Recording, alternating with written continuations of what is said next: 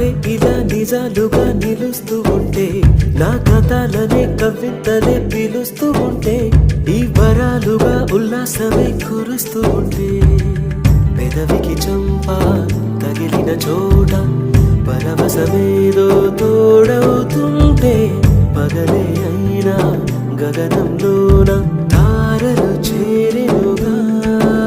నిజంగా నేనేనా ఇలా నీ జతలో ఉన్నా, ఇదంతా